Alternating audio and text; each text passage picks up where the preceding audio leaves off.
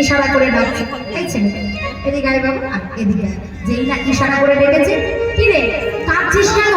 তোর মা বকেছে? না আমার মা বকেনি। তোর বাবা মেরেছে? না আমার বাবা মারেনি। তোর মা বকেনি, তোর বাবা মারেনি। আচ্ছা তোর কি খিদে পেয়েছে? আমার খিদেই হয়নি। তাহলে তুই কাঁদছিস কেন? কি মুশকিলে পড়লাম রে বাবা। ওগো আমি কি শুধুই কাঁদছি?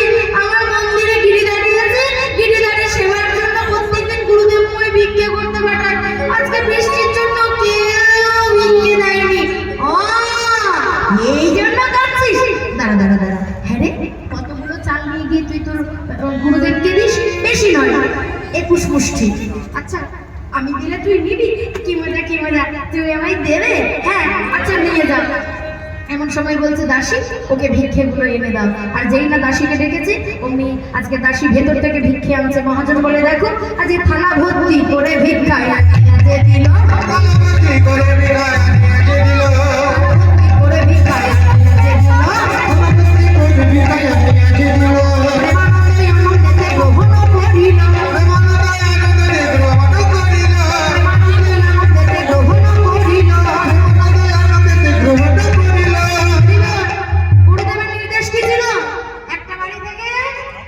দেখি কেমন কীর্তন শুনছেন সবাই। 1 মুষ্টির বেশি নিবি না।